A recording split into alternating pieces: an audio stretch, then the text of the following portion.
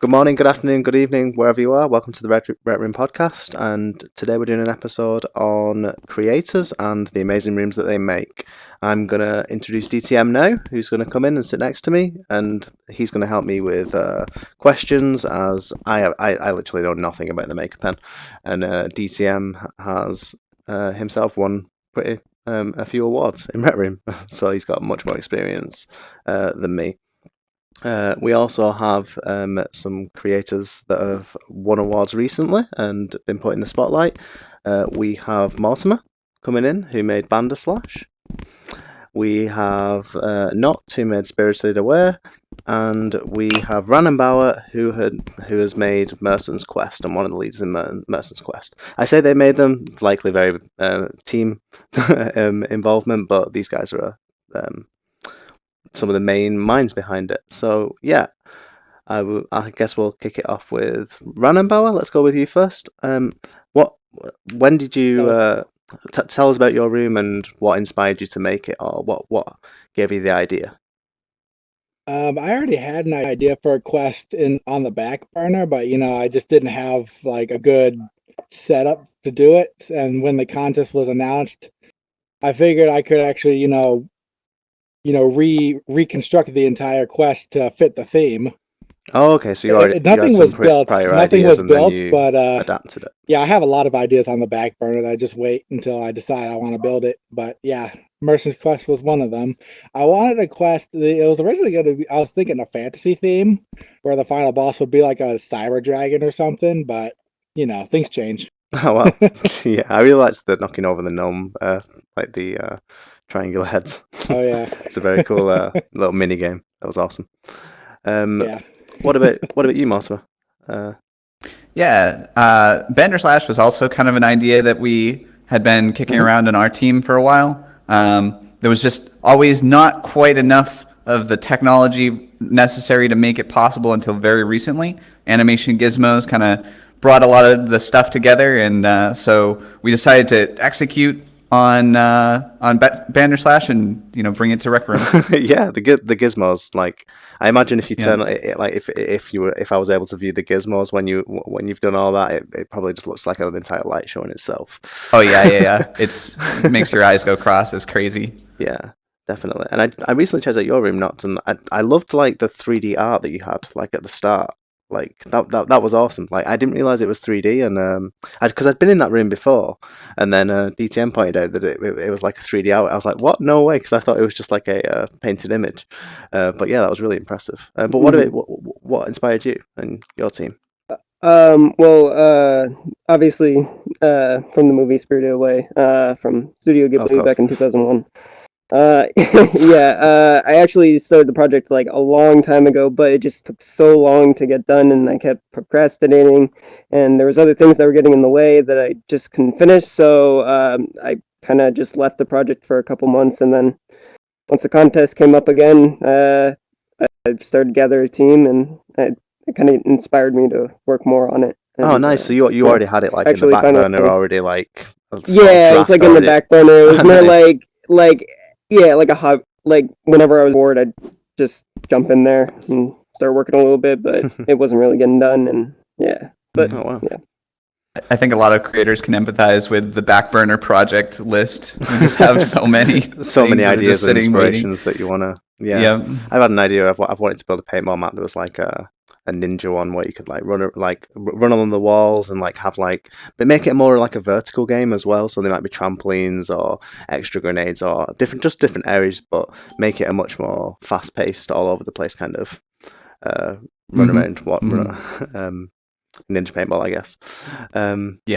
But yeah. How did the week extend? Did the week I remember Ranenbauer telling me last week that the week extension was basically necessary and really helpful. Yeah, like incredibly helpful. We would not have made it without that extra week.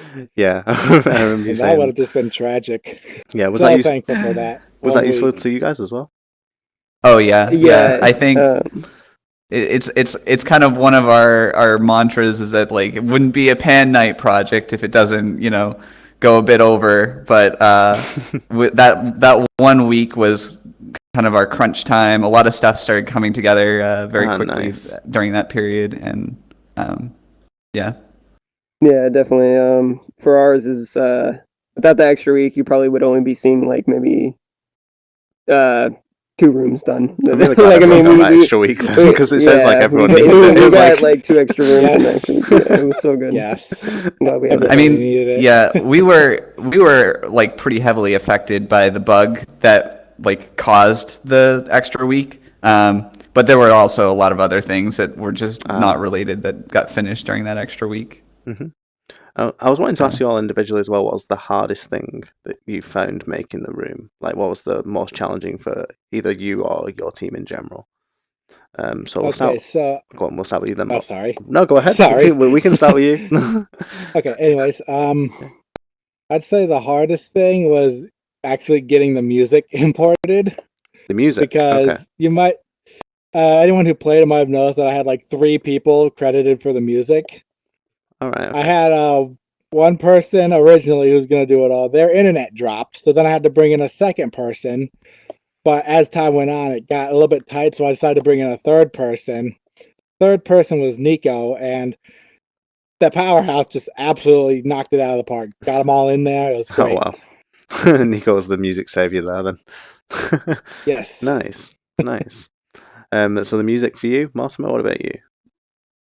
Definitely. Animation gizmos are pretty fickle gizmos, if I'm being honest. We were encountering some really strange bugs with like desyncs. People would see, the attacks in Banderspawn, or like one person would see it spawn in one place and another person would see it spawn in a totally different place. Oh, is that like the super attacks? I think, yep. Okay. And so we spent like many days trying to debug that. It was very confusing. Long story short, don't trust the reset pin on animation gizmos. Okay, so that could be a bit temperamental. What about you, Noct? For us, it would probably be the animations and that day and night cycle we did. Because every time it would switch to night, we had to like redo the circuits like 7 different times because the windows would shift and everything would be all off. And for the animation for the dragon, our animator, it took him like 9 hours to try to get each individual shape to kind of make it look smooth. And yeah, it was just the thing that was holding us back the most was the animations, but it got done, so I'm glad, and I'm proud of the animator who did that, Sarko, and did a good job. Nice. Yeah, and the animations in gizmos is just, I don't know.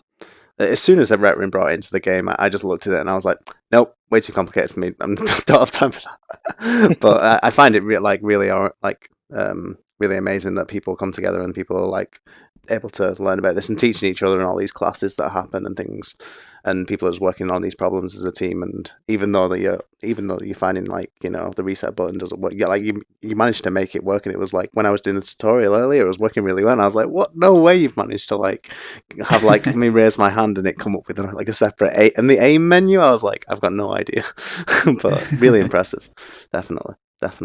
Oh, I just grabbed my camera. Oh shoot, sorry. Oh no, John, I'm sorry. Hold on.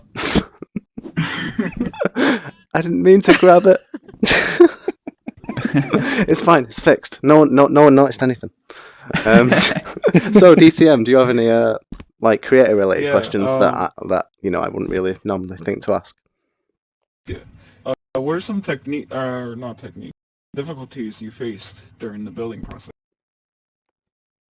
Okay, so during the building process. He's going first. We'll do Noct first this time. I think we've. Yeah. Wasn't that the question that just came up? Yeah, I think we just answered that question, didn't we? Yeah, I was saying in that general, difficult but I was saying in general. I see. But he's asking in building particular. So I'm guessing using the Maker Pen and the actual building the objects in the room. Was there any like I guess techniques or like really difficult parts that you were building? Well, I have an answer, so I can go if you guys are still thinking. Yeah, go ahead. Yeah. So I think one of the challenges with Banderspawn in particular was that it was a very circuit heavy room. Early on, I was like getting nervous because I saw all of the art kind of come together very quickly. I was like, oh my God, I'm not keeping up with the circuits. But as it turned out, like the circuit systems that were required were quite extensive. So that whole project, the circuit project of Banderslash, kind of required a lot of organization. So the technique that we used to manage that was we kept each component in a separate subroom. So the entire back holster system is just in a subroom, and that's like the final version of the back holster circuit. And whenever we want to like use that, we copy it into a separate into the final subroom, and then like each of the attacks is in a separate subroom, and the game arena is in a separate subroom. So just like having that organization and keeping things straight is critical for integrating these really complicated circuits together. Oh wow. Yeah, and how do the circuits affect ink space, or do they not affect it too much? So I think the map takes up about 15%, like the map and like the costumes and stuff takes up about 15% of the room, and everything else is circuits. The rest of the room, 85% It's just circuits. is circuits. Wow. Yep. Yeah, I'd love to see that at some point if you get time, just to see all the Yeah, circuits. I certainly have pictures. I think you might even be able to see them right on my profile right now because somebody else asked recently. Oh yeah, I'll check that out. What is on your profile photo? Let me see. Oh no, Not my profile, but on my RecNet profile. On your Net, cool. Yeah. Nice. What about any more questions? What ways did you keep space In what ways? What? Sorry. during building the circuits? In what ways did I what during building the circuits? Like, keep in mind, like, ink. Oh, I mean, we were deploying every trick we had in the book to get ink down. Again, the animation gizmo was like the critical thing. Early on, we kind of set budgets for everything. We're like, all right, we know the map and the costumes. We're going to allow 15%, and then like special attacks will give 25%, and back holster will give 5 or 10%, and so on and so forth. And then we tried to meet those targets and then adjust as we went on. And as with most of our projects, usually a bunch of features get cut as we realize we don't have space for them. But that's kind of the harsh reality of developing a Rec Room right now. Yeah, I bet.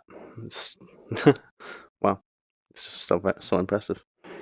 Any more questions, CTM? What's your favorite part about your room? Oh.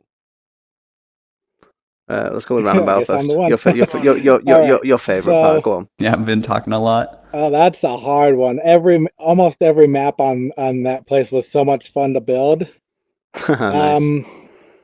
The first one that was the very first one that I actually thought of was High Five Forest. That's the very first one I started building. I remember you saying that you had the idea for that long ago. Yep, that big hand tree. That was the very first thing I thought of when the contest was announced. I want a map that has a giant hand tree in the middle of it. Nice. And then I had a really good time making Bottle Beach as well. So much fun. In fact, I'm actually working on a spin-off Tycoon featuring that same map concept. Oh wow. Yeah, I had so much fun. I want to build it again. Yeah, and it'll probably be quicker this time and more efficient as well.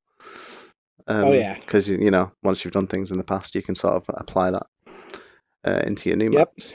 What about, yeah, that's a good point for you guys as well. Like, have you got like, are you going to use the ideas, or are you going to use the power up ideas in any of the future maps, or are you going to, what have you learned from your map that you're going to use in new ones that you make? You can think about it for a second if you like. Jump in when you're ready. For us, ahead. that's just a reality. We constantly kind of reuse systems that we've built on from the past. Like Banderslash had a lot of aspects from and elements from Crisis Legends. The whole health circuit that is behind Crisis Legends, we actually just copied and pasted it into Banderslash and used a lot of the same logic behind it. The costume selection system was heavily influenced by Crisis Legends and and payload PvP going on way back, right? So as the tools kind of progress, we continue to like Evolve with them. yeah, and we grab components from our previous rooms and build on them. I think the artists in our team are also using that a lot. I've seen people drag out like tube references to use when they're building textures and stuff for particular things, and so yeah, there's definitely like a progression of grabbing more elements from our rooms as we go through the contests. Nice. And what about you, Noct? It's probably the same thing, just grabbing different things. Like how in the first room, or the second room, I'd probably say is the day and night cycle. I like the switch of the mood and how things change around use you. that As yeah, I'd probably use that again in a future map. And just the fog actually helped a lot. Changing the mood. Like with the boiler room, like you couldn't see down the tunnel, and then when you go into the steam, everything steams up in the bathhouse. Like just I found a bunch of uses for the fog. Me and the team were like working on what we can use to kind of just add the effect to make it look like there was more to the map than what there really was. So I'll use that in the future more. Nice.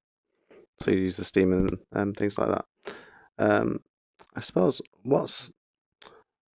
okay, in all your, if you could recommend one thing to be added to the Maker Pen off of Rec Room to change that would really help you guys out, what would you say?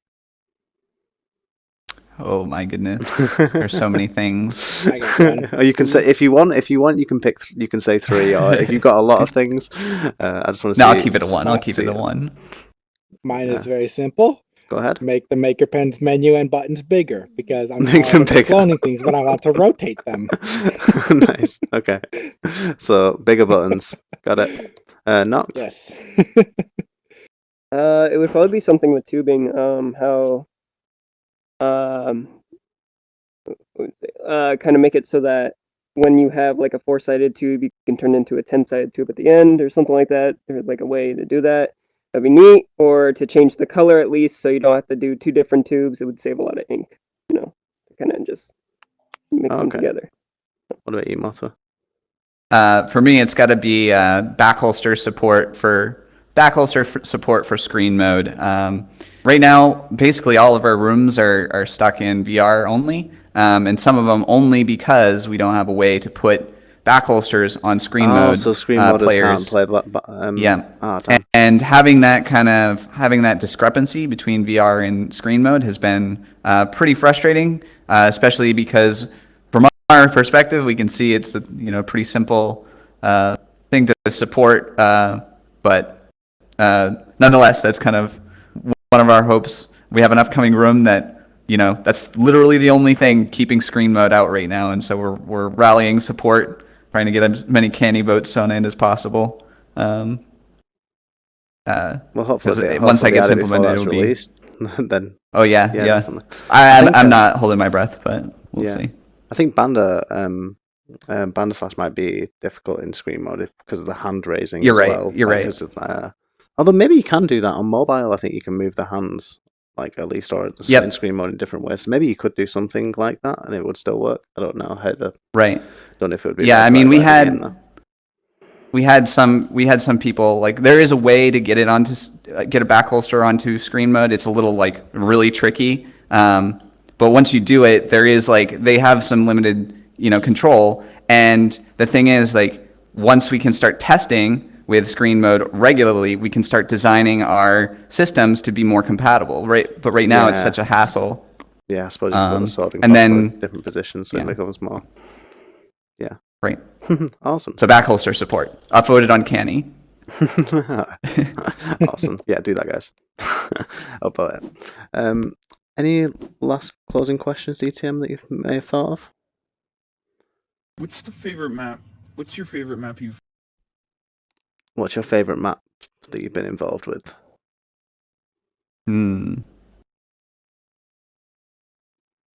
That's my thing. You guys have answers? I kind of already answered with Bottle Beach. Okay, in a previous question. So yours was Battle Oh, Beach. well, you'd say. does he mean like the entire map or just a sub room that we made? Or Anything. oh, just anything. Oh, okay. anything in general, not even the contest?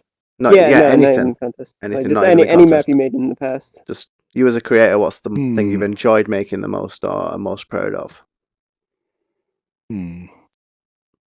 Definitely my robot creations. Not necessarily a map, but all my characters. I really love making characters. Nice. Okay, so character development and making the characters. Noct? Yes, that's what I enjoy the most. Nice. Well, besides Spirit Away, because I had just a blast building with the team and stuff, and I'm so glad that I got to work with all of them. It would probably be the same thing, just creations. I enjoy making, like you saw at the beginning, the 3D, 2D art kind of thing. I have like a whole room Yeah. dedicated to just making different. I'd love types to see of, that. Flat Yeah, art. yeah. I honestly would have it's said it was just a 2D. Like passion. when I first looked at it, I was like, and then Yeah, played yeah. it, like they're I like really- that's I 3D, really and I was like, like, wait, what? And I had a look, and I was like, no way, that's really cool.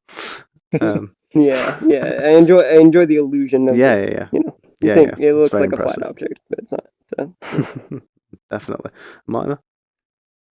Yeah, I think so far I'm pretty proud of Crisis Legends as sort of a game that's really fun, really robust, kind of pushes some boundaries in ways, and has a lot of like really clever ways to reduce ink consumption that I'm really proud of. We put a lot of effort into that room, and I'm pretty happy with it. And then, of course, those circuits carry over to everything else that I do, and so yeah. How long?